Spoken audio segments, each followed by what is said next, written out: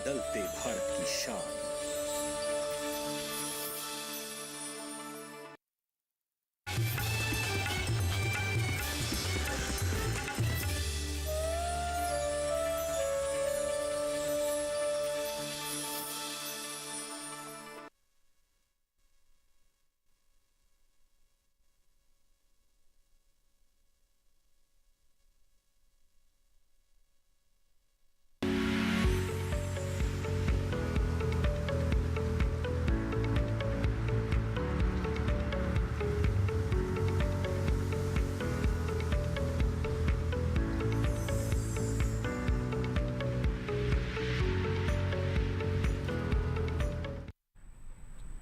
नमस्कार, आप देख रहे हैं दूरदर्शन किसान। कार्यक्रम हेलो किसान में आप सभी का स्वागत है। मैं हूं आपके साथ मोनालिसा। हेलो किसान एक ऐसा कार्यक्रम है जिसमें कृषि क्षेत्र से जुड़े हुए अलग अलग दिन अलग अलग अहम विषय हम लेकर आते हैं और उस पर हम विशेषज्ञ मेहमानों से विस्तार से चर्चा करते हैं ताकि उससे जुड़ी तमाम जानकारी हम आप तक पहुंचा सके। लेकिन इस बीच आपकी भूमिका बेहद ही अहम होती है। चूंकि यह फोन इन कार्यक्रम है तो आप भी अपने सवालों के साथ इस कार्यक्रम में सीधे सीधे हमारे साथ जुड़ सकते हैं।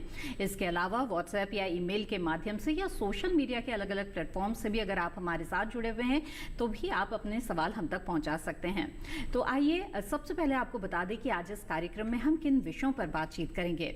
हेलो किसान कार्यक्रम में आज हम जिन विषयों पर चर्चा करेंगे वो है रबी फसलों में बीज की उपलब्धता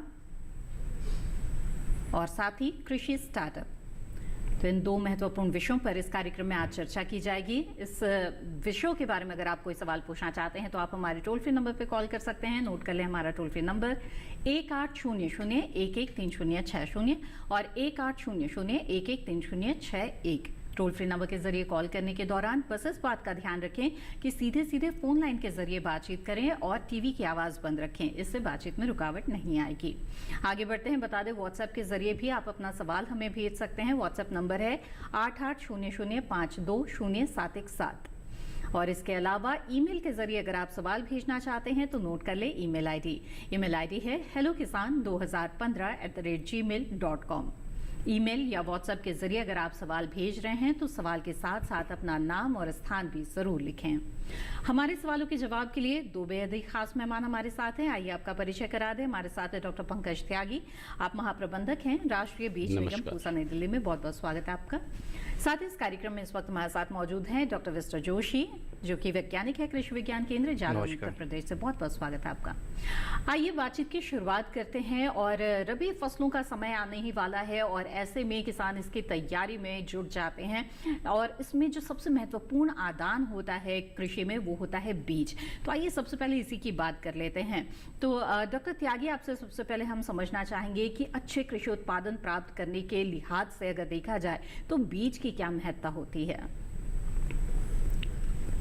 हाँ, बीज की महत्ता हम किसान भाई सभी लोग जानते हैं कि कृषि में जितने भी उपादान जिनका प्रयोग किया जाता है बीज की महत्ता सबसे ज़्यादा है जी। अगर बीज हमारा अच्छा है तो अकेले बीज के ही प्रभाव से हम 20% तक अपनी पैदावार ज़्यादा ले सकते हैं। और अगर बीज के साथ जो दूसरे कृषि उपादान हैं और जो कृषि प्रबंधन है अगर उन सब पे अच्छी तरह से ध्यान दिया जाता है तो हम 40% तक अपनी आय जो है बढ़ा सकते हैं जी। अतः कृषि में जो भी उत्पादन है जो भी उपादान है उन सब की जो इम्पोर्टेंस है या जो महत्ता है वो अच्छे बीज के ऊपर निर्भर करती है।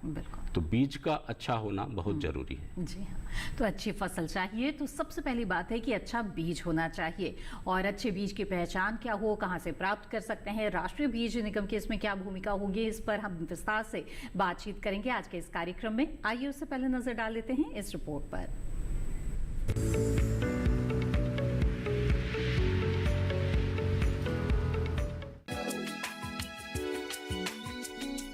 खेती में बीजों का अपना महत्व है, इसलिए किसानों को समय से बीज उपलब्ध होना काफी जरूरी होता है। अपने इलाके और वहाँ की परिस्थितियों के अनुसार बीजों का चयन अच्छी फसल की गारंटी साबित होते हैं। रबी फसलों की बुआई के लिए आपको बीजों को लेकर कुछ खास बातों का ध्यान रखना चाहिए, जैसे बीज किसी प्रामाणिक जगह से ही खरीदें।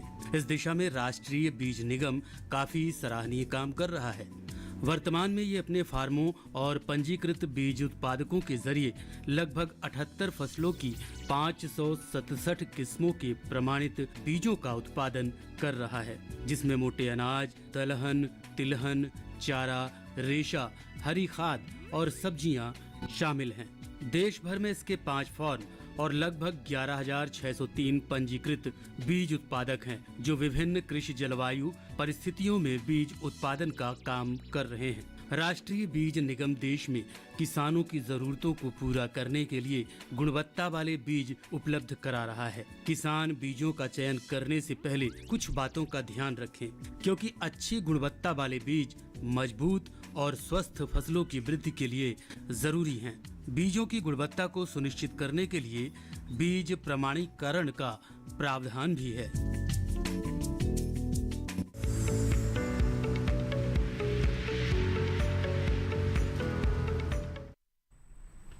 जी हाँ, तो बीजों की महत्ता पर ये रिपोर्ट आपने देखी। बातचीत को आगे बढ़ाएंगे और कृषि स्टार्टअप के बारे में आइए जानते हैं। तो डॉक्टर जोशी, आपसे जानना चाहेंगे कि किसान जो है वो काफ़ी मेहनत से खेती किसानी करता है, लेकिन इसके साथ साथ अब कृषि स्टार्टअप्स में भी किसान जुड़ने लगे हैं। इनका क्या फ़ायदा है और किसानों की आर्थिक स्थिति को मजबूत करने में इनकी क्या भूमिका है?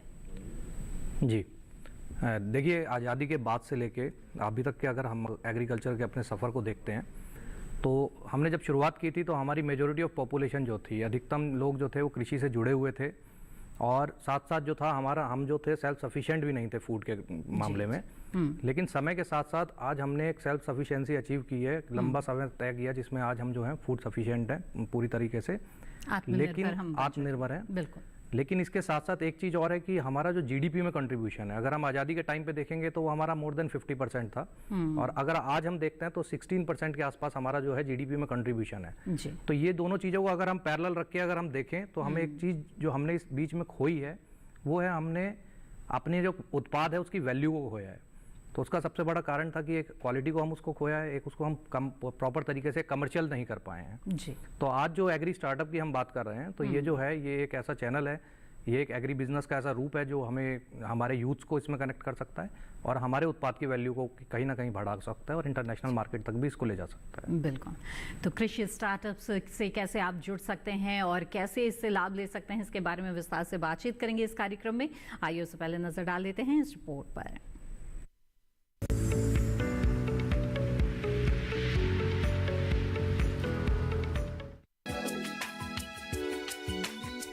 भारत की जनसंख्या में युवाओं की तादाद अच्छी है।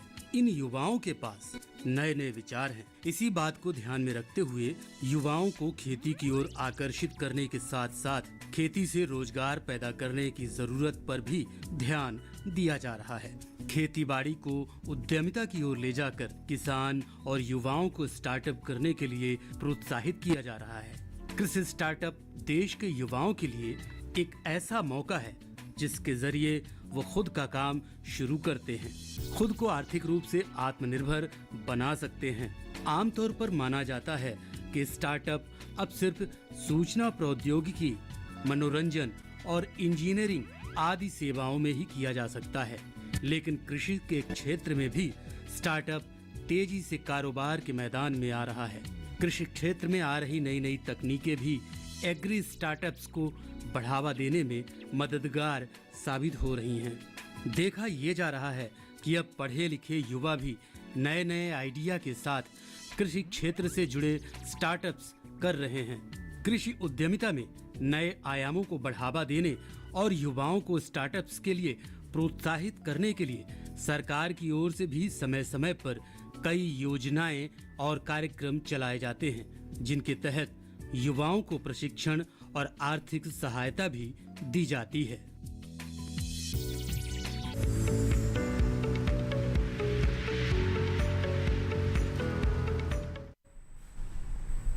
जी हाँ, तो देखा आपने कृषि स्टार्टअप को बढ़ावा देने के लिए किस तरह से लगातार प्रयास किए जा रहे हैं, इसके बारे में भी बातचीत करेंगे। लेकिन इस बीच कार्यक्रम के पहले कॉलर हमारे साथ जुड़ गए हैं, आइए उनका सवाल लेते हैं। विनोद साहू जी छत्तीसगढ़ से इस वक्त हमारे साथ फोन लाइन पर हैं। विनोद जी, स्वागत है आपका, पूछिए अपना सवाल। जी विनोद जी, क्या मेरी आवाज मिल रही है आपको? जी मैडम। जी, आप अपना सवाल पूछ सकते हैं। बीज उत्पादन हम को क्या सावधानी बरतना चाहिए जी रबी की बीज फसल जैसे लगाना चाहते हैं? जी बिल्कुल, आइए जानते हैं। तो बीज उत्पादन के लिए किस तरह की सावधानी बरतनी चाहिए जानना चाहते हैं, बताएं डॉक्टर त्यागी। हाँ विनोद जी, आपका जो प्रश्न है बहुत अच्छा प्रश्न है। और रबी की शुरुआत हो चुकी है। रबी के इस मौसम में अगर आप गेहूँ, इसके अलावा जई, जौ, चना और सरसों या कोई भी अन्य जो भी फसलें आप लेना चाहते हैं, सबसे पहले अगर आप बीज उत्पादन के लिए कोई भी फसल लेना चाहते हैं तो आप एक अच्छे वैरायटी जो भी आप के क्षेत्र के लिए रिकमेंडेशन की गई हो उस वैरायटी का चुनाव कर लें और एक अच्छी जो फील्ड है, जो खेत है, उसका चुनाव कर लें। इस बात का ध्यान रखें कि जिस खेत में आप बीज उत्पादन का कार्यक्रम लेना चाहते हैं उस क्षेत्र में, उस खेत में, उस फील्ड में पिछले जो पुराना जो वर्ष रहा है, रबी का जो सीजन रहा है, उस सीजन में कोई भी उस फसल की अन्य वैरायटी जो है वहाँ ना ली गई हो। अगर इस तरह की कोई वैरायटी वहाँ ली गई है तो उससे जो वॉलंटियर प्लांट, जो अपने आप स्वैच्छिक जो पौधे हैं जो उगे आते हैं, उससे बीज की गुणवत्ता प्रभावित होने की संभावना रहेगी। तो सबसे पहले तो ये सुनिश्चित कर लें कि वहाँ पे पिछले साल में वो फसल ना ली गई हो। और दूसरा, अच्छी वैरायटी, जो मैंने पहले भी बताया कि आप अच्छी वैरायटी का सिलेक्शन कर लें और आपको आइसोलेशन, जो पृथक्करण दूरी है, वहाँ पे पर्याप्त रूप से मिल जाए। जिस खेत का आप सेलेक्ट करें, जो चुनाव करें, उसमें ये ध्यान रखें कि जल भराव की समस्या ना हो, वो किसी रोग और दूसरी व्याधि, कीट पतंगों से प्रभावित ना हो। और इन सब बातों का ध्यान रखते हुए आप, अगर आप सर्टिफाइड सीड का उत्पादन करना चाहते हैं तो एक सही सोर्स से आप फाउंडेशन सीड जो है आधारीय बीज प्राप्त करें।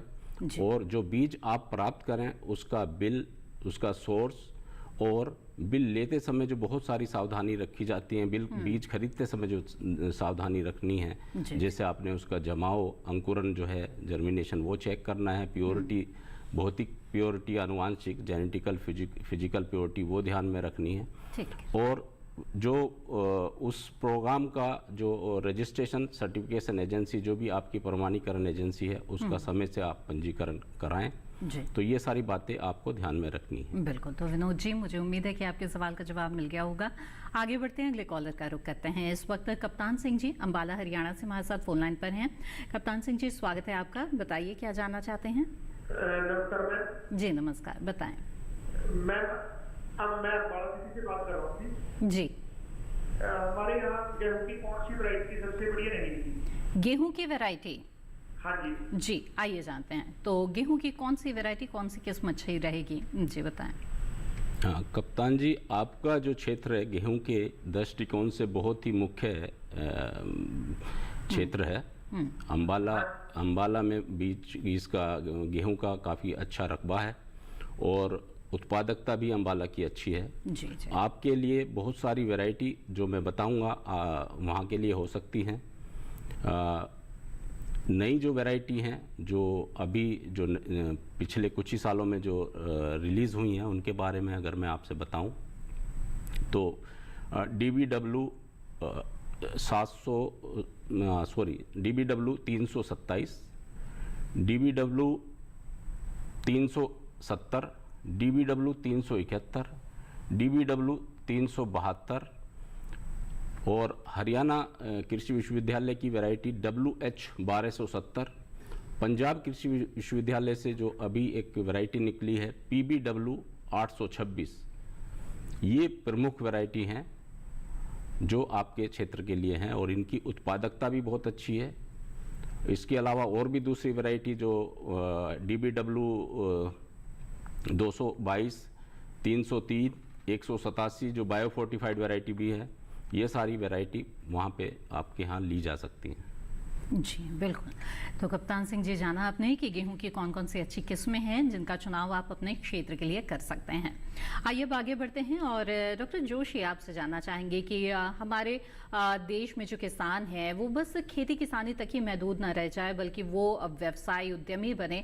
इसके लिए सरकार की तरफ से भी उन्हें काफ़ी तरह से प्रोत्साहित किया जा रहा है। ऐसे में अगर कृषि स्टार्टअप्स की बात की जाए तो कृषि स्टार्टअप से जुड़ी हुई किस तरह की योजनाएं किसानों के लिए चल रही हैं? जी देखिए मैम, एक परसेप्शन हम लेके चलते हैं कि फार्मर्स जो है वो पूरी तरह से हमें जो है एक अन्नदाता के रूप में हम फार्मर्स को देखते हैं। और होता इसमें क्या है कि पूरी तरह से जो है फार्मर के ऊपर सारी एक्टिविटीज़ आ जाती हैं खेती से संबंधी। यही एक ऐसा फील्ड है जिसमें हम अगर देखें तो फार्मर्स को सपोर्ट सिस्टम की सबसे ज़्यादा अधिक आवश्यकता है। अगर हम शुरुआत से देखते हैं कि बीज लेने से, बीज खरीदने से, कौन सा बीज हमें अपने खेत में लगाना है जी, और आखिरी में कटाई के बाद स्टोरेज तक सारी जिम्मेदारी जो है किसान अपने ऊपर लेके चलता है और उसे सपोर्ट नहीं मिल पाता। तो इसी को देखते हुए हम इनोवेटिव कुछ आइडियाज़ लेके आते हैं जिसमें हम एग्री स्टार्टअप के थ्रू जो है किसान को एक सर्विस प्रोवाइड करते हैं जिससे उसको मदद मिल सके। देखिए देश भर में बहुत ऐसे इस समय पे स्टार्टअप्स आए हुए हैं जो किसानों को बहुत अच्छा इस समय पे सपोर्ट सिस्टम दे रहे हैं। बेसिकली हमारे देश में 3 तरह की क्लासेस हमने डिवाइड की है जिसमें हमारे फार्मर्स आते हैं। इसमें जो एक 5% फार्मर्स जो आते हैं वो हमारे कमर्शियल फार्मर्स हैं। उसके बाद 12 to 13% जो आते हैं हमारे ग्रीन एंड आउट फार्मर हैं, जो ग्रीन रेवोल्यूशन से हमने जो आए हैं, जो अडॉप्शन में आगे रहते हैं जी। और हमारे 82% फार्मर्स वो हैं जिनको हम CDR फार्मर बोलते हैं, complex diversified risk prone farmers हैं। तो ये जनरली हमारे जो छोटे और मंझले किसान हैं इनको हम CDR की कैटेगरी में रखते हैं। तो आज के समय में सबसे ज़्यादा आवश्यकता ये है कि ऐसे सॉल्यूशंस जो हैं इन फार्मर्स के लिए आएँ, इनोवेटिव सॉल्यूशंस आने चाहिए, हमारे यूथ जो है इसमें इन्वॉल्व होने चाहिए जी। एक प्रॉब्लम और है, समय के साथ हम देखते रहे कि हमारे युवा जो हैं वो एग्रीकल्चर से दूर होते गए। आज इसीलिए जो है सरकार एक आर्या जैसी स्कीम लेके आई है जो किसानों को युवाओं को किसानी से जोड़ने की कोशिश कर रही है। तो एग्री स्टार्टअप के माध्यम से हम जो है किसानों को समय समय पे जोड़ते रहते हैं और ये जो है किसानों को सपोर्ट सिस्टम प्रोवाइड करते हैं। और आज के समय में RKVY रफ्तार जो है 2017-18 में एक ऐसा प्रोग्राम शुरू किया था गवर्नमेंट ने, जिसके माध्यम से जो है आज युवाओं को जो एग्री स्टार्टअप में आना चाहते हैं उनको जो है एक हैंड होल्डिंग मिलती है इसके माध्यम से जी। तो ये कुछ ऐसे योजनाएं इस समय पर चल रही हैं, इनका साथ ले सकते हैं किसान। आइए अब आगे बढ़ते हैं, अगले कॉलर का रुख करते हैं। नंदस्वरूप मिश्रा जी बाराबंकी उत्तर प्रदेश से हमारे साथ फोन लाइन पर हैं। नंदस्वरूप जी, स्वागत है आपका, पूछिए अपना सवाल। जी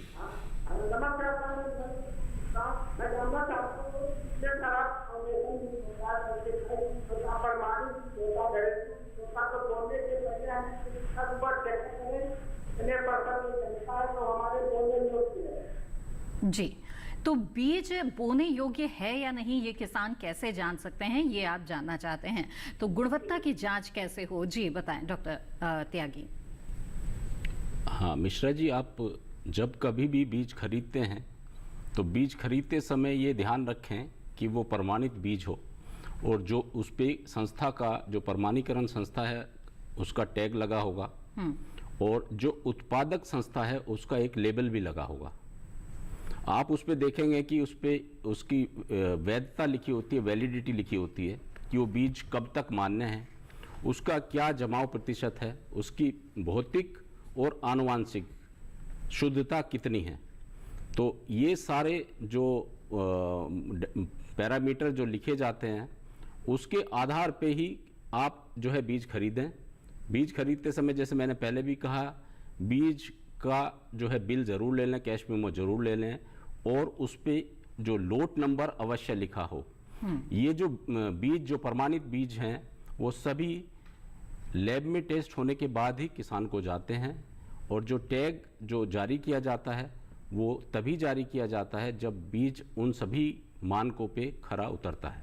जी जी बिल्कुल। तो नंदस्वरूप जी, उम्मीद है आपके सवाल का जवाब मिल गया होगा। इसी के साथ हेलो किसान कार्यक्रम में वक्त हो गया है एक छोटे से ब्रेक का। जल्द हाजिर होंगे, आप बने रहें दूरदर्शन किसान पर।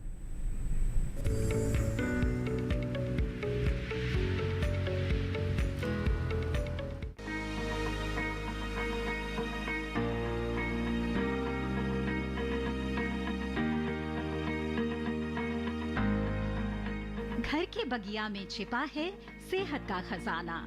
टेरेस गार्डनिंग से बनेगा घर ब्यूटीफुल और हेल्दी। क्यों ना गार्डन में उगाएं अपने फल फूल और सब्जियां, जिससे सेहत भी बने और छत की बगिया भी खिली खिली रहे। देखिए छत पर बागवानी, शनिवार सुबह 9 बजे सिर्फ दूरदर्शन किसान पर।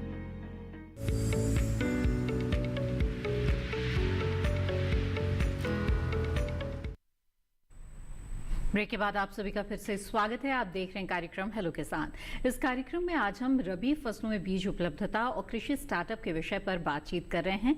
इन विषयों से जुड़ी हुई जानकारी अगर आप प्राप्त करना चाहते हैं तो आप हमारे टोल फ्री नंबर पर कॉल कर सकते हैं या फिर व्हाट्सएप या ईमेल के माध्यम से भी अपने सवाल आप हम तक पहुँचा सकते हैं, जिनके जवाब हम विशेषज्ञ मेहमानों से लेंगे।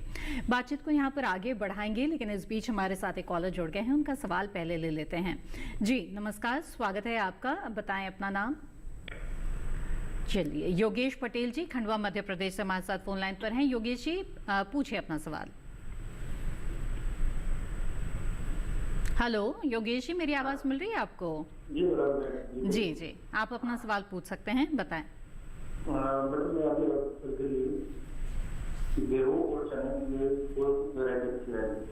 जी गेहूँ, ठीक है, गेहूँ और चने की उन्नत किस्मों के बारे में आप जानना चाहते हैं, बताएं डॉक्टर त्यागी। पटेल साहब, आपके क्षेत्र के लिए जो वैरायटी रिकमेंडेड हैं HI 1612, HI 1620, HI 1633 और DBW 187, वो ये प्रमुखता से जो अच्छी वैरायटी हैं जो आप लगा सकते हैं अपने यहाँ पे। जी, और चने की भी उन्नत किस्मों के बारे में जानना चाहते थे, कुछ अब और बताना चाहेंगे डॉक्टर त्यागी? किन किन बातों का ध्यान रखना चाहिए? हाँ जी, आप सभी कृषि क्रियाएं जो भी आपके एग्रीकल्चर यूनिवर्सिटी या वहाँ पे कृषि विज्ञान केंद्र द्वारा जो संशोधित रिकमेंडेड आपके यहाँ की गई हैं, आप उनका ध्यान रखें और उन सभी कृषि क्रियाओं को अपनाते हुए समय से अपनी बिजाई करें। ठीक है। बीज उपचारित भी बेहद ही महत्वपूर्ण होता है, इसके बारे में भी आपसे जानेंगे आगे। आइए बढ़ते हैं चर्चा को आगे बढ़ाते हुए कृषि स्टार्टअप के बारे में कुछ और जानकारियां यहाँ पर ले लेते हैं। डॉक्टर जोशी, आपसे जानना चाहेंगे कि आपने बताया कि किस तरह से कुछ महत्वपूर्ण योजनाएं भी चलाई जा रही है कृषि स्टार्टअप्स को बढ़ावा देने के लिए। तो अब जब किसान ये तय करता है कि वो किसी स्टार्टअप से जुड़ना चाहता है तो उनके लिए किस किस तरह के विकल्प मौजूद हैं इस क्षेत्र में? जी देखिए, युवा जो हैं हमारे, वो एग्रीकल्चर से रिलेटेड डिफरेंट जितने भी एस्पेक्ट्स हैं उन पे आप स्टार्टअप स्टार्ट कर सकते हैं कि इनोवेटिव आइडिया लेके आप आ सकते हैं। जी, जी। जैसे कि एग्रीकल्चर इनपुट, ये एक बहुत महत्वपूर्ण क्षेत्र है। इसमें अगर हम बीज से लेके खाद की बात करते हैं, अगर हम पेस्टिसाइड की बात करते हैं, इंसेक्टिसाइड की बात करते हैं, और किसानों के लिए जो भी महत्वपूर्ण हो सकता है हम एग्री इनपुट में लेके आ सकते हैं। फार्म मैकेनाइजेशन का एरिया भी हम इसमें सेलेक्ट कर सकते हैं, किसानों को नई टेक्नोलॉजी से जोड़ने के लिए जो फार्म मैकेनाइजेशन से रिलेटेड है। जैसे आप देखेंगे कि बहुत से क्षेत्र में लेज़र लैंड लेवलर यूज़ हो रहा है इस समय पे, ड्रोन टेक्नोलॉजी आ रही है, ICT को हम इसमें लेके आ सकते हैं, IoT को हम इसमें लेके आ सकते हैं।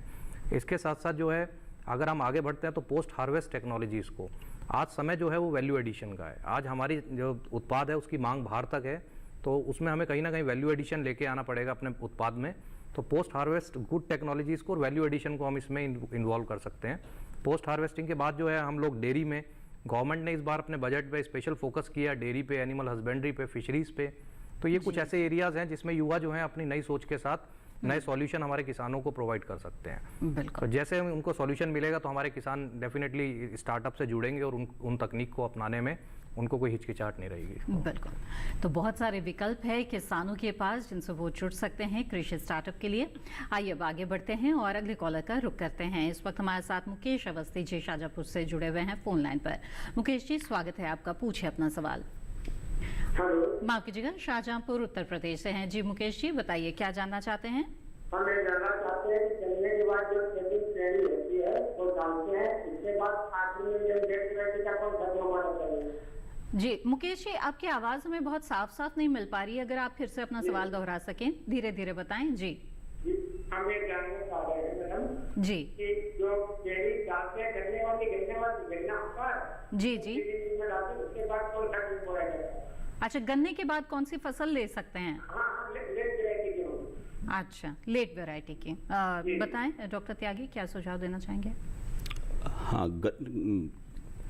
अवस्थी जी, आपका जो प्रश्न है वो क्लियर नहीं हो पा रहा है। गन्ने के बाद आप कौन सी फसल लेना चाहते हैं? जी, मैं गन्ने के बाद जो हम लोग गेहूं करते हैं वो लोग कौन सी लेट वैरायटी गेहूं जो उत्पादन सही होता है? गन्ने के बाद आप गेहूं की कौन सी लेट वैरायटी की पछेती किस्म को लेना चाहते हैं गेहूं की? हाँ, जो गन्ने की पेड़ी डालने से उसके बाद। हाँ जी, हाँ जी, हाँ जी, हाँ जी।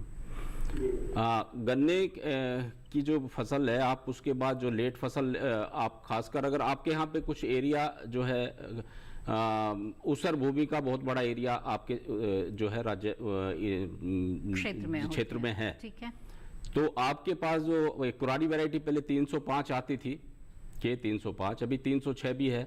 तो ये अगर वैरायटी है तो अच्छी है, ये बढ़िया लेट वैरायटी है, आप इसको ले सकते हैं। आप बिल्कुल। तो पछेती किस्मों के बारे में आपने जान लिया। डॉक्टर त्यागी, मैं जानना चाहती थी कि बीज उपचार करना बेहद ही ज़रूरी होता है। कई बार ये भी बताया जाता है कि जो बीज मिल रहा है वो उपचारित होता है, लेकिन क्या फिर भी किसानों को बीज उपचार करना पड़ता है और कैसे करें? हाँ, ये बहुत अच्छा प्रश्न है। बीज उपचार, जहाँ तक प्रमाणित बीज का सवाल है, बीज को जो भी रिकमेंडेशन है, बीज को उपचार करके ही किसानों को दिया जाता है जी। उसके अलावा भी अगर किसान की कोई भी समस्या जो लोकल स्तर पे है, जैसे कोई बीज जनक रोग, कोई भी मिट्टी जनक रोग वगैरह उनको लगता है कि वहाँ पे कोई इस तरह की समस्या है, या कोई कीट जो उस बीज को नुकसान करता है, तो उससे वो ट्रीट कर सकते हैं। इसके अलावा कल्चर जो हम लोग कुछ मिनी किट वगैरह जो देते हैं, उसके साथ कल्चर भी लगा के देते हैं। जैसे राइजोबियम कल्चर हम साथ में देते हैं, बाहर से भी ले सकते हैं। तो दलहनी फसलें हैं तो राइजोबियम कल्चर वगैरह वो लगा सकते हैं। उसको बीज को उपचारित करके उसको बोया जाए तो उससे उनका जो उत्पादन है वो निश्चित तौर पे अच्छा होता है। बिल्कुल। आइए अब आगे बढ़ते हैं। डॉक्टर जोशी, आपसे जानना चाहेंगे कि कृषि स्टार्टअप से जुड़ने के लिए अगर प्रशिक्षण चाहिए, क्योंकि इसके बारे में अगर अब तक किसानों को कोई जानकारी नहीं है, तो सवाल होता है कि शुरू कैसे करें, तो प्रशिक्षण कहाँ से उन्हें मिल सकता है? जी, देखिए, युवाओं को अगर कोई कृषि स्टार्टअप के लिए कोई इनोवेटिव आइडिया के साथ अगर आगे आना है, तो सरकार ने 2017-18 में RKVY रफ्तार एक योजना स्टार्ट की थी। इसके अंतर्गत इस समय पे 5 नॉलेज सेंटर्स हैं जो ICR के द्वारा और विभिन्न अन्य जो मिनिस्ट्री के उपक्रम्स हैं उनके द्वारा जो है उनको अपनाया गया है। इसमें मैनेज हैदराबाद एक आता है, दिल्ली में IRI आता है, इसमें एक इसमें जयपुर में नियाम आता है, एक असम एग्रीकल्चर यूनिवर्सिटी से असम आता है इसमें, और एक US धारवाड़ आता है। तो ये 5 नॉलेज सेंटर्स हैं।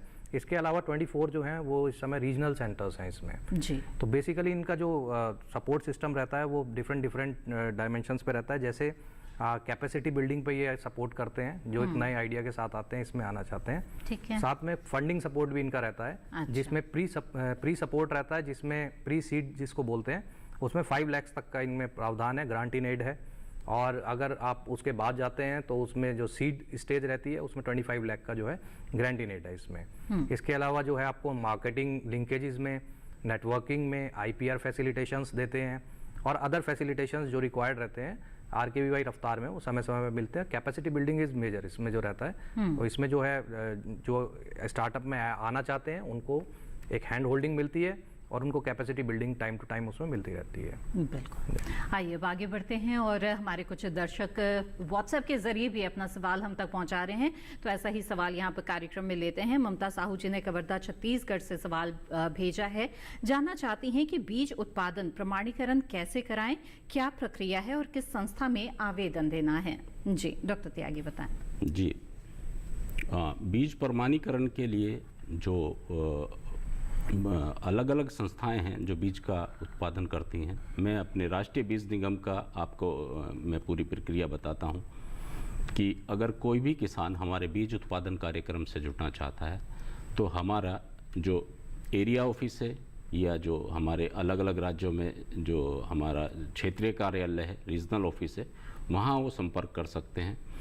वहाँ से उनको फाउंडेशन बीज उपलब्ध करा दिया जाएगा। और कुछ वैसे तो हम मुख्यतः जो ब्रीडर से फाउंडेशन सीड का उत्पादन करते हैं वो अपने फार्मों पे करते हैं, लेकिन कुछ उत्पादन हम अपने क्षेत्रीय कार्यालय और एरिया ऑफिस के माध्यम से भी करते हैं। तो अगर ब्रीडर सीड से फाउंडेशन करना है या फाउंडेशन से सर्टिफाइड प्रोडक्शन प्रोग्राम में हमारे जुड़ना चाहते हैं तो हमारे क्षेत्रीय कार्यालय और एरिया ऑफिस से जुड़ के किसान भाई अपना बीज उत्पादन कार्यक्रम ले सकते हैं। उसके लिए जो प्रक्रिया है, एक निर्धारित फॉर्म है जो किसान अपनी पूरी जानकारी के साथ हमारे कार्यालय में प्रस्तुत करेंगे और वो उसके साथ एक कुछ नॉमिनल फ़ी जो सर्टिफिकेशन एजेंसी को जाती है, वो सब फीस वगैरह उसके साथ में लगा के सर्टिफिकेशन एजेंसी के साथ बीज सीड का जो है रजिस्ट्रेशन करा दिया जाता है। और जो बीज जो हम देंगे, ब्रीडर सीड या जो फाउंडेशन सीड देंगे, वो हम उपलब्ध कराएंगे। उसका बिल किसान को दिया जाएगा और उस बीज को वो किसान लगा सकते हैं।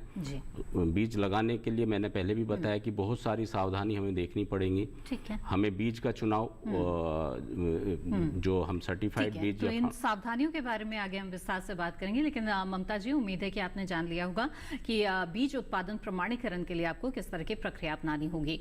आगे बढ़ते हैं और अगले कॉलर का रुख करते हैं। विपिन जी सागर मध्य प्रदेश से हमारे साथ जुड़े हुए हैं। विपिन जी, स्वागत है आपका, पूछिए अपना सवाल। हेलो।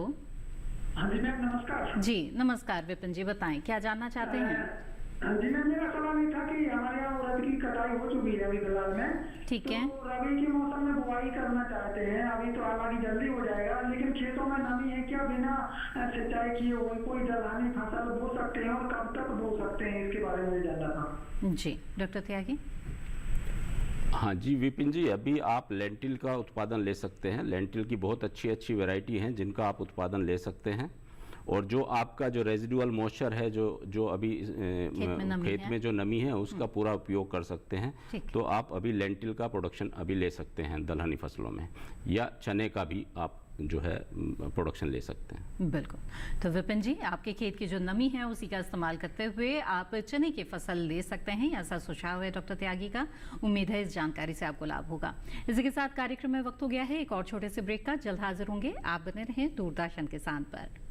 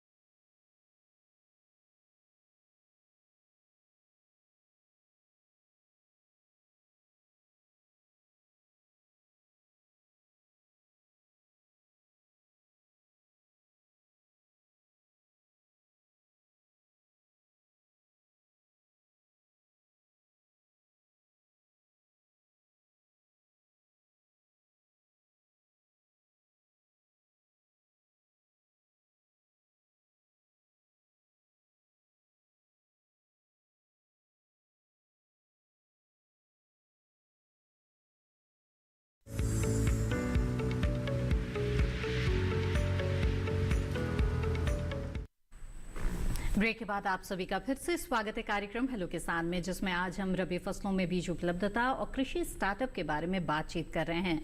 बहुत सारे दर्शक तो फोन लाइन के जरिए हमारे साथ जुड़ रहे हैं, लेकिन इसके साथ ही व्हाट्सएप के माध्यम से भी दर्शकों के सवाल हम तक पहुंच रहे हैं। तो आइए सवालों को कार्यक्रम में शामिल करते हैं। एक सवाल भेजा है नरेंद्र सिंह जी ने रेवा मध्य प्रदेश से, जानना चाहते हैं कि सरसों के बीज को क्या अभी बोया जा सकता है कि नहीं और कौन सी वैरायटी को चुनें। जी डॉक्टर त्यागी, क्या सुझाव होगा आपका। जी, सरसों का अभी बिजाई की जा सकती है और सरसों के लिए बहुत ही अच्छी अच्छी वैरायटी आज उपलब्ध हैं। बायो फोर्टिफाइड वैरायटी भी उपलब्ध है, जिसमें पूसा इंस्टीट्यूट से निकली, संस्थान से जो वैरायटी निकली हुई है, पूसा पूसा मस्टर्ड 0031, पूसा मस्टर्ड 0033, इसके अलावा पूसा मस्टर्ड 32 और पूसा मस्टर्ड 30, RGN 298 और RH 749, ये अच्छी प्रजाति हैं। आप इनका जो है अपना उत्पादन कर सकते हैं अभी। जी बिल्कुल। तो नरेंद्र जी, जाना आपने कि सरसों की कौन कौन सी वैरायटी इस वक्त आपके क्षेत्र के लिए अच्छी रहेगी। आगे बढ़ते हैं और डॉक्टर जोशी आपसे जानना चाहेंगे कि किसानों के लिए किसान उत्पादक संगठनों पर भी काफ़ी जोर दिया जा रहा है, क्योंकि अकेले आप कोई काम करते हैं तो अच्छा होता है कि आप समूह में किसी कार्य को करें। तो ऐसे में अगर कृषि स्टार्टअप की बात की जाए तो उनमें इन FPOs की क्या भूमिका हो सकती है। जी देखिए, एफपीओ जो है वो किसानों को एग्रीगेट करने का कार्य करता है जी। और कहीं ना कहीं एफपीओ के कॉन्सेप्ट में हम देखते हैं कि एक बैकहैंड सपोर्ट और एक फॉरवर्ड लिंकेज जिसको हम बोलते हैं, उसमें जो है बहुत महत्वपूर्ण रहता है एफपीओ का जो रोल रहता है।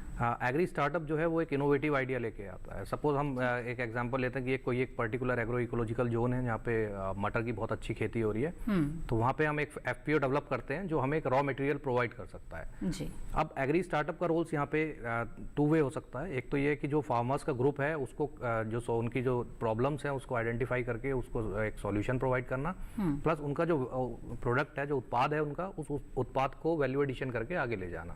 तो इसमें एग्री स्टार्टअप कई वे में आ सकता है। एक मार्केट लिंकेज के लिए भी आ सकता है और एक स्टार्टिंग में जो सॉल्यूशंस प्रोवाइड करना है तो वहाँ पे भी एक सपोर्ट मिल सकता है। तो बेसिकली अगर इन दोनों को कन्वर्ज कर दिया जाए एफपीओ और एग्री स्टार्टअप के कॉन्सेप्ट को, तो इसमें एक अच्छा एक मॉडल डेवलप हो सकता है जो फार्मर्स के लिए इफेक्टिव रह सकता है और एक अच्छी मार्केट दिलवाने के लिए एक बहुत इफेक्टिव मॉडल डेवलप हो सकता है। जी।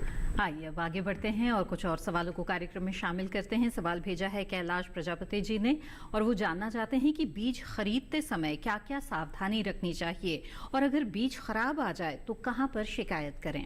जी डॉक्टर त्यागी। हाँ, बीज खरीदते समय जो आपने सावधानी रखनी है, सबसे पहले जब आप बीज खरीदेंगे तो उसका ये प्रमाणित बीज पे हमेशा एक टैग लगा होगा और उसके लेबल भी होगा। उस पे आपको पूरी बीज की जानकारी मिलेगी, बीज की जो वैलिडिटी है वो कब तक है, बीज का क्या लोट है और बीज का जो जर्मिनेशन है या जमाव प्रतिशत है वो कितना है और उसकी शुद्धता जो है, दोनों फिजिकल प्योरिटी और जेनेटिकल प्योरिटी की पूरी जानकारी मिल जाएगी। और जब भी बीज लेंगे आप बिल ज़रूर उसमें ले लें और उस पर लोट नंबर ज़रूर डलवा लें। तो ये आपने ध्यान रखना है और ये भी ध्यान रखना है कि जो आपने जो बीज लिया है वो सील भी उस पर लगी होती है, कंटेनर आपका बिल्कुल बंद होना चाहिए और वो कहीं से कटा फटा ना हो। ये सारी चीज़ें आपने जो है ध्यान में रखनी। जी डॉक्टर त्यागी, आपसे जानना चाहेंगे कि रबी फसलों के बीज की उपलब्धता की हम बात कर रहे हैं तो पर्याप्त मात्रा में किसानों को बीज उपलब्ध हो, इसके लिए राष्ट्रीय बीज निगम क्या करता है, किस तरह की उसकी भूमिका रहती है? जी, राष्ट्रीय बीज निगम जो अलग अलग हमारे जो जलवायु क्षेत्र हैं उन जलवायु क्षेत्रों को ध्यान में रखते हुए बीज का उत्पादन हम करते हैं जी। और राष्ट्रीय बीज निगम के पास देश की अलग अलग कृषि जलवायु में 5 बड़े कृषि फार्म भी हैं और हमारे जो क्षेत्रीय कार्यालय जो हैं अलग अलग राज्यों में जो 11 क्षेत्रीय कार्यालय हैं और उनके अंतर्गत बहुत सारे एरिया ऑफिस हैं, उन सब में भी वहाँ की एग्रो क्लाइमेट के हिसाब से बीज का प्रोडक्शन किया जाता है। तो वर्तमान में हमारे पास 8 लाख क्विंटल से ज़्यादा की मात्रा में हमने बीज उत्पादन किया है, जिसमें खासकर जो नई प्रजाति हैं, जो अच्छी हाई यील्डिंग वैरायटीज़ हैं, ज़्यादा से ज़्यादा प्रोडक्शन उनका किया है और बायोफोर्टिफाइड वैरायटीज़ का प्रोडक्शन भी हमारे पास 1.5 लाख से ज़्यादा है। आज के जो बदलती जलवायु को ध्यान में रखते हुए क्लाइमेट रेजिलिएंट वैरायटीज़ जो हैं, वो जो जलवायु के अनुकूल जो वैरायटी जो हैं, उनका बीज का प्रोडक्शन भी हमारे पास 1,60,000 क्विंटल से ज़्यादा है। और इसमें सभी फसलें जो हैं, इन जो मैंने 8 लाख क्विंटल का जो बताया, 8 लाख क्विंटल से जो ज़्यादा का प्रोडक्शन है, उसमें सभी फसलें हमारी हैं। हमारे पास लगभग जो है 80 फसलों में हम काम करते हैं, जिनकी 621 वैरायटी हमारे पास हैं। तो हर एक एग्रो क्लाइमेट जोन के हिसाब से हमारे पास वैरायटी हैं। तो बीज प्रचुर मात्रा में हमारा उपलब्ध है और हमारे डीलर या हमारे जो है बहुत सारे एफपीओ भी हमारे डीलर हैं। वो सरकारी योजना बहुत सारी हैं जिनके माध्यम से हमारा बीज जो है उपलब्ध किसानों को किया जा रहा है और हमारे बहुत सारे सेल काउंटर भी हैं जहां से किसान जो है बीज ले सकते हैं। बिल्कुल। आइए अब आगे बढ़ते हैं और अगले कॉलर का रुख करते हैं। नईमुद्दीन जी झांसी उत्तर प्रदेश से हमारे साथ फोन लाइन पर हैं। नईमुद्दीन जी, स्वागत है आपका, पूछिए अपना सवाल। नमस्कार मैम। जी नमस्कार, बताएं। मेरा निवेदन ये है कि फाउंडेशन और प्रमाणित बीज में क्या अंतर है और किसान को कौन सा बीज इन दोनों में से लेना चाहिए ताकि हमें अच्छा उत्पादन मिल जाए। उत्तम इसमें सर्वोत्तम कौन सा रहता है, फाउंडेशन अथवा प्रमाणित, और कितने साल तक हम प्रयोग कर सकते हैं ताकि हमें वही गुणवत्ता युक्त उत्पादन मिलता रहे। धन्यवाद। बिल्कुल, बहुत ही अच्छा सवाल है, आइए जानते हैं। जी डॉक्टर त्यागी बताएं। जी नईमुद्दीन जी, बड़ा अच्छा आपने ये प्रश्न पूछा है। जो बीज की एक श्रृंखला है, ये चेन है या एक अलग अलग कैटेगरी है या इसको जनरेशन हम बोलते हैं। तो बीज का जो उत्पादन जो होता है वो ब्रीडर सीड पे, न्यूक्लियर सीड से ब्रीडर सीड बनता है, ब्रीडर से फाउंडेशन सीड जो बनाया जाता है, आधारीय बीज, और इस फाउंडेशन या आधारीय बीज से हम प्रमाणित बीज या सर्टिफाइड सीड प्रोडक्शन करते हैं। तो एक तो ये हुआ कि सर्टिफाइड बीज जो है उसको पैदा करने के लिए फाउंडेशन बीज की आवश्यकता होती है। तो ये फाउंडेशन बीज इन दोनों पे अलग अलग कलर का जो है टैग लगा होता है। जो फाउंडेशन सीड है उस पे सफ़ेद कलर का टैग होता है और जो आपका सर्टिफाइड सीड है उस पे नीले कलर का टैग लगाया जाता है। तो दोनों ही बीज जो हैं अच्छे हैं, लेकिन सिर्फ यही है कि सर्टिफाइड बनाने के लिए फाउंडेशन सीड का यूज करते हैं। अगर आपने व्यावसायिक खेती के लिए बीज लेना है तो आप सर्टिफाइड सीड लें, नहीं सर्टिफाइड मिला फाउंडेशन भी ले लें, लेकिन सर्टिफाइड बनाने के लिए फाउंडेशन का यूज किया जाता है जी। तो ये आपको ध्यान में रखना है। और दूसरा सवाल ये भी था कि कितने साल तक इस बीज का इस्तेमाल किया जा सकता है और उसकी गुणवत्ता बरकरार रहती है? जी, जो हमारा किन फसलों में आपने बीज लेना है वो स्वपरागित हैं या परपरागित फसलें हैं उस पर निर्भर करता है। अच्छा। तो अगर आपने, और या हाइब्रिड है, तो हाइब्रिड का बीज तो आपने हर बार लेना ही पड़ेगा जी। और जो जो स्वपरागित फसलें हैं या सेल्फ पोलिनेटेड फसलें हैं उसको 1 साल अगर आपने बीज लिया है तो आप उसको 3 साल तक उसको चला सकते हैं। उसके बाद आप अपना बीज बदल लें। और जो हमारा जिसको हम परपरागित या क्रॉस पोलिनेटेड फसल बोलते हैं उसका बीज 1-2 साल से आगे आप जो है प्रयोग में ना लाएं। जी। तो नईमुद्दीन जी, उम्मीद है आपके सवालों के जवाब मिल गए होंगे। आगे बढ़ते हैं। डॉक्टर जोशी, आपसे जानना चाहेंगे कि आजकल हम देखते हैं कि जीवन के हर क्षेत्र में नई तकनीक जो है वो क्रांति ला रहे हैं। तो ऐसे में अगर कृषि स्टार्टअप्स की अगर बात की जाए तो इस क्षेत्र में किस तरह की नई तकनीकें अब आ रही हैं? देखिए मैम, जैसे मैंने पहले भी बताया आपको कि इस समय पे एक तो टेक्नोलॉजिकल रेवोल्यूशन का समय है ये जी। और जल्दी जल्दी बहुत टेक्नोलॉजिकली साउंड टेक्निक्स भी आ रही हैं। जैसे आप देखेंगे IoT, अगर आप देखेंगे आर्टिफिशियल इंटेलिजेंस, हम ड्रोन की बात करते हैं जी। ड्रोन जो है IoT का जो है आर्टिफिशियल इंटेलिजेंस है। इसके अलावा वैराइटीज़, जैसे अभी डॉक्टर साहब से कई क्वेश्चन पूछे जा रहे हैं कि कौन सा हमें बीज उत्पादन करना चाहिए, कौन सी वैराइटीज़ हैं, तो इस तरह के जो टेक्नोलॉजीज़ हैं, रिसेंट टेक्नोलॉजी है, क्लाइमेट रेजिलिएंट टेक्नोलॉजीज़ हैं, ये सब टेक्नोलॉजीज़ जो है आज के समय में हम स्टार्टअप्स में इसको ऐड कर सकते हैं और इनको एक सेकेंड वैल्यू एडिशन, ये सबसे महत्वपूर्ण चीज़ है। जो भी हम उत्पाद कर रहे हैं हम उसको वैल्यू एडिट करें। देखिए आज नॉर्थ ईस्ट से हम बैम्बू अचार दिल्ली में इजीली पा सकते हैं। बिल्कुल। तो इस तरह के स्टार्टअप्स भी हमारे बीच में आए हैं। और जैसे मैंने आपको पहले बताया था कि हमने 3 कैटेगरीज में अपने फार्मर्स को डिवाइड किया है। तो कहीं ना कहीं हमारा जो इस समय पे जो हम टेक्नोलॉजी ड्रिवन स्टार्टअप्स की बात कर रहे हैं तो वो कमर्शियल फार्मर्स और ग्रीन एंड आउट फार्मर्स को टारगेट कर रहे हैं। लेकिन वास्तव में जरूरत जो है वो 82% फार्मर्स जो हमारे CDR में आते हैं, complex diversified and risk prone farmers हैं, उनके लिए हमें टेक्नोलॉजीज को आगे लेके आना जरूरी है। जी जी, बिल्कुल। आइए अब आगे बढ़ते हैं। डॉक्टर त्यागी, आपसे जानना चाहेंगे कि गुणवत्ता युक्त और उचित मात्रा में जो बीज की उपलब्धता है, ये तमाम बातें सुनिश्चित करने के लिए क्या सरकार की तरफ से किस तरह की योजनाएं भी चलाई जा रही हैं जिनका लाभ किसान ले सकते हैं? जी, भारत सरकार द्वारा बीज से जुड़ी बहुत सारी योजनाएं जो हैं चलाई जा रही हैं जिससे किसान को उच्च गुणवत्ता का बीज उनको मिल सके। राष्ट्रीय खाद्य mission, national food security mission के अलग अलग कंपोनेंट हैं। इसमें ऑयल सीड या एडिबल ऑयल, इसमें बहुत सारी जो तिलहनी फसलें हैं उन पे किसानों की सहायता के लिए अनुदान भी दिया जाता है, बीज उत्पादन के लिए भी अनुदान दिया जाता है। इस तरह से कॉमर्शियल NFSM कॉमर्शियल क्रॉप्स में भी जो अनुदान दिया जाता है। जी, जी। और दलहन फसलें जो हैं, राष्ट्रीय खाद्यान्न mission, national food security mission pulses के लिए भी अनुदान किसानों को दिया जाता है। बीज ग्राम योजना, सीड विलेज योजना के माध्यम से भी किसानों को जो है इसमें सहायता दी जा रही है। बिल्कुल। तो कई तरह की योजनाएं हैं बीज को लेकर भी जिनका लाभ किसान ले सकते हैं। बातचीत इसी तरह से हमारी जारी रहेगी, लेकिन फिलहाल कार्यक्रम में वक्त हो गया है एक और छोटे से ब्रेक का। आप बने रहें दूरदर्शन किसान पर।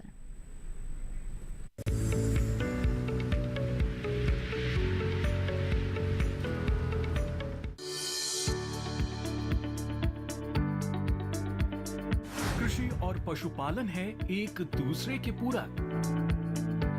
घर आंगन से लेकर व्यावसायिक फार्म तक, मुर्गी पालन से लेकर रेगिस्तान के जहाज तक। बीमारियों से अब पशुपालक ना हो परेशान। विशेषज्ञ करेंगे आपकी समस्या का समाधान। जुड़िए हमसे, पूछिए अपने सवाल। ईमेल के जरिए भी आप हमारे साथ जुड़ सकते हैं। हमारी ईमेल आईडी है ddkisanapc@gmail.com। हमारे टोल फ्री नंबर हैं 1800-113060 और 1800-113061। देखिए अपना पशु चिकित्सक हर रविवार शाम 6:30 बजे दूरदर्शन किसान चैनल पर।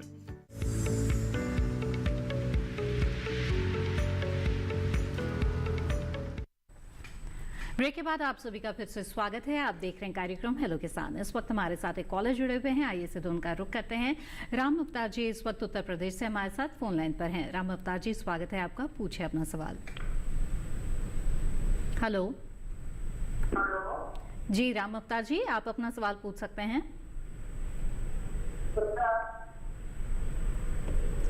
राम अवतार जी हम आपको सुन पा रहे हैं, सवाल पूछिए जी।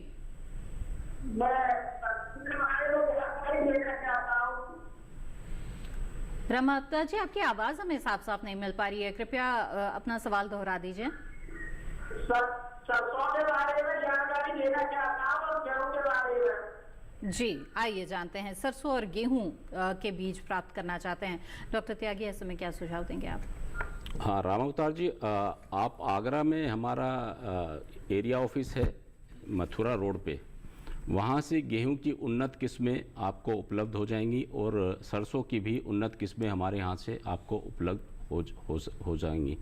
तो आप हमारे जो एरिया ऑफिस जो मथुरा रोड पे है वहाँ से आप संपर्क कर सकते हैं और आप बीज वहाँ से ले सकते हैं। जी राम अवतार जी, उम्मीद है आपके सवाल का जवाब मिल गया होगा और आगे बढ़ते हैं। डॉक्टर त्यागी आपसे जानना चाहेंगे कि अब किसान जबकि बीज उपलब्ध करना चाहते, प्राप्त करना चाहते हैं, तो किस किस तरह के विकल्प उनके पास है, कहाँ से वो बीज ले सकते हैं? हाँ, बीज जो है हमारे राष्ट्रीय बीज निगम के अपने सेल काउंटर से बीज ले सकते हैं। हमारे अलग अलग जिलों में सेल काउंटर भी हैं और हमने एफपीओ को भी डीलरशिप दी हुई है। एफपीओ के माध्यम से हमारा बीज वो किसान लोग ले सकते हैं और भारत सरकार की बहुत सी योजनाओं में हमारा बीज जाता है, वहाँ बीज वितरण होता है, वहाँ से बीज वो ले सकते हैं। और हमारे देश भर में 3000 के करीब हमारे डीलर हैं, वहाँ से बीज उपलब्ध उनको हो सकता है। इसके अलावा जो ऑनलाइन प्लेटफार्म ONDC के माध्यम से भी किसान जो है माई स्टोर पे जाके या हमारी NSC की वेबसाइट पे जाके indiaseeds.com पे जाके भी ऑनलाइन भी बीज प्राप्त कर सकते हैं। बिल्कुल, आइए अब आगे बढ़ते हैं। जान लिया आपने कि कहाँ कहाँ से बीज आप प्राप्त कर सकते हैं और अब कृषि स्टार्टअप के बारे में डॉक्टर जोशी हमें बताएं कि किस तरह के जो स्टार्टअप्स है वो आज की तारीख में बहुत ज़्यादा सफलतापूर्वक चल रहे हैं, फल फूल रहे हैं। कुछ अच्छे उदाहरण अगर आप देना चाहें अपने क्षेत्र या अपने अनुभव के आधार पर। जी हाँ, देखिए जो स्टार्टअप्स फार्मर्स को डायरेक्टली बेनिफिट दे रहे हैं, एक सपोर्ट सिस्टम दे रहे हैं, हैंड होल्डिंग दे रहे हैं, प्लस जो वैल्यू एडिशन की तरफ जा रहे हैं, आज उनकी काफ़ी डिमांड है मार्केट में। जैसे हम कुछ स्टार्टअप्स को देखते हैं, एक एग्रोनेक्स्ट करके एक स्टार्टअप है, तो वो एक भू परीक्षक जो है सॉइल टेस्टिंग के लिए एक किट लेके आए हैं वो। तो इसके माध्यम से किसानों को जो है रियल टाइम डेटा मिलता है उसमें और ऑन फील्ड जो है उनका सॉइल टेस्टिंग होता है, जिसके बेस पे वो अपने फर्टिलाइजर डोज को निर्धारित कर सकते हैं। इस तरह से एक एब्सोल्यूट है इस समय पे गुड़गांव से, गुड़गांव बेस्ड है, तो ये एक हाई क्वालिटी फूड जो है मार्केट एक वैल्यू चेन की तरफ लेके आ रहे हैं इनको। और ऐसे एक ICT के ऊपर जो है ग्रो फार्म करके एक स्टार्टअप है।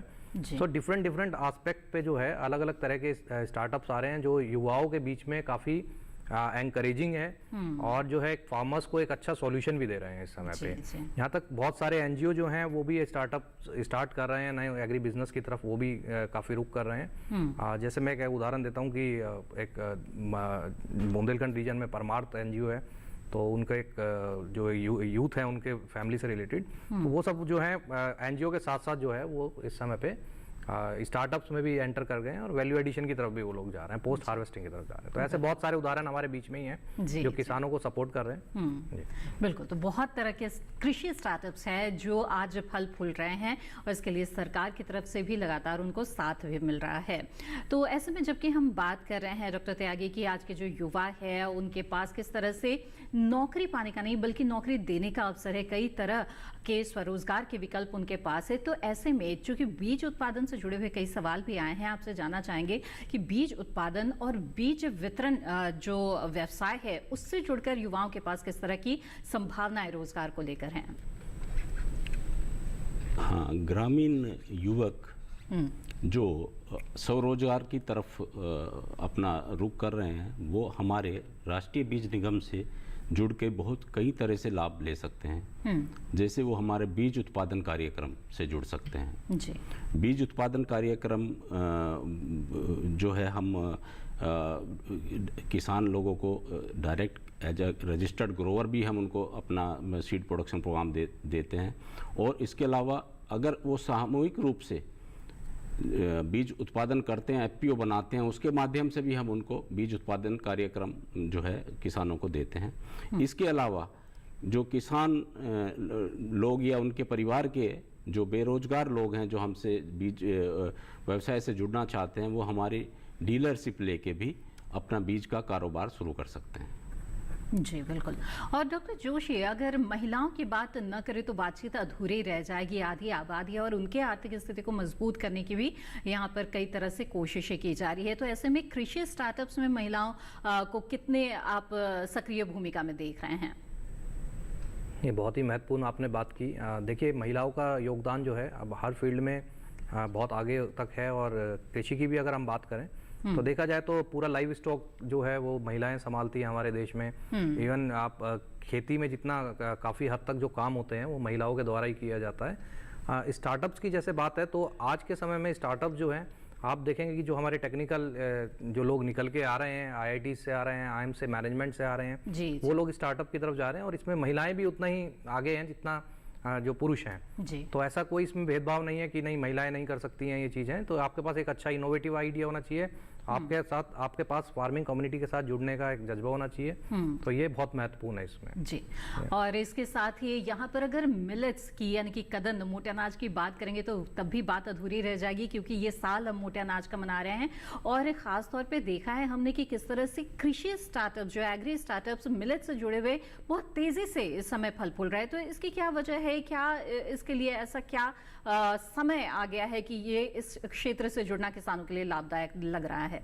देखिए मैम, एग्रीकल्चर में अगर हम देखते हैं हम मोटा अनाज छोड़ के हम गेहूं की तरफ आए थे और आज दोबारा समय आ गया है कि हम जो है मोटे अनाज की तरफ जा रहे हैं। निश्चित तौर पे हमारे डाइट में जो है फाइबर कंटेंट की जो एक कमी हुई है, हम मोटे अनाज से उसको पूरा कर सकते हैं। दूसरा देखिए, हम लोग जो है रेन फेड एग्रीकल्चर हमारे देश में प्रोमिनेंट है, सबसे अधिक वही है। रेन फेड एग्रीकल्चर के जो सहायक रहता है वो मोटा अनाज रहता है। स्टार्टअप्स का जो बहुत महत्वपूर्ण रोल है, इंडिया जो है, हमारा देश जो है आज 40% से ज़्यादा जो है रॉ मटेरियल प्रोवाइडर्स बन सकता है इंटरनेशनल मार्केट के लिए। बिल्कुल। और यहाँ पे जो है स्टार्टअप जो है वो बहुत महत्वपूर्ण है। एक चेन डेवलप कर सकते हैं हम लोग, जिसमें मोटे अनाज को हम विदेश तक ले जा सकते हैं। जी। तो यहाँ पे महत्वपूर्ण भूमिका रहेगी स्टार्टअप्स की। और एक चीज, और हाल में जो इतने तमाम आयोजन हुए हैं उसमें हमने देखा है कि किस तरह से ये जो मिलेट्स है उसको काफी ज्यादा प्रमोट किया गया है और उसका असर भी नजर आने लगा है। तो एक मांग जो है उसकी बनने लगी है। तो ऐसे में इससे जुड़े जो कृषि स्टार्टअप्स है उनको काफी लाभ हो रहा है। तो इसी तरह से कृषि स्टार्टअप्स के बहुत सारे विकल्प है जिनसे किसान जुड़ सकते हैं, जो भी उनको सुविधाजनक लगे। डॉक्टर पंकज त्यागी और डॉक्टर विस्टर जोशी, आप दोनों ने बहुत अच्छी जानकारियां दी हमें इस कार्यक्रम में। आप दोनों का बहुत बहुत धन्यवाद। बहुत अहम जानकारियां आपने दी। हमें उम्मीद है कि दर्शक इससे जरूर लाभान्वित हुए होंगे। तो इसी तरह से जाना आज आपने कि किस तरह से रबी फसलों में बीजों का चुनाव करना है, तो किन बातों का ध्यान रखना है, साथ ही कृषि स्टार्टअप आपकी आर्थिक स्थिति को मजबूत करने में कितनी महत्वपूर्ण भूमिका अदा कर सकते हैं। उम्मीद है इन जानकारियों का लाभ उठाएंगे आप। आगे बढ़ते हैं और अगले विषय के बारे में आपको बता दें। हेलो किसान कार्यक्रम में जो अगला विषय रहेगा वो रहेगा आलू बुआई एवं उन्नत किस्में। साथ ही कार्यक्रम के दौरान बातचीत की जाएगी अंगूर की खेती के बारे में। तो इन विषयों के बारे में अगर आप भी कुछ जानना चाहते हैं तो आप हमारे नंबर पे कॉल कर सकते हैं। इसके अलावा आपको बता दें कि ईमेल के जरिए आप अपना सवाल हमें पहले ही भेज सकते हैं। ईमेल आईडी है hellokisan2015@gmail.com। तो ईमेल कर सकते हैं, सवाल के साथ साथ नाम स्थान जरूर लिखें। इसके अलावा सोशल मीडिया के अलग अलग प्लेटफॉर्म्स है, इनके जरिए आप हमारे साथ जुड़ सकते हैं। फेसबुक, इंस्टाग्राम और ट्विटर हैंडल टीवी स्क्रीन पर फ्लैश किए जा रहे हैं, इनसे जुड़कर आप अपने सवाल भेज सकते हैं। इसके अलावा दूरदर्शन किसान के कॉल सेंटर नंबर पर आप कॉल कर सकते हैं। हमारा टोल फ्री नंबर है 1800113060। सोमवार से शनिवार सुबह 6 बजे से रात 10 बजे के बीच कॉल करके आप अपने सवाल दर्ज करा सकते हैं। साथ ही हेलो किसान कार्यक्रम को आप कभी भी दूरदर्शन किसान के यूट्यूब चैनल पर देख सकते हैं। इसके लिए टीवी स्क्रीन पर दिखाए जा रहे इस QR कोड को स्कैन करें, इससे आप सीधे हमारे यूट्यूब चैनल से जुड़ जाएंगे।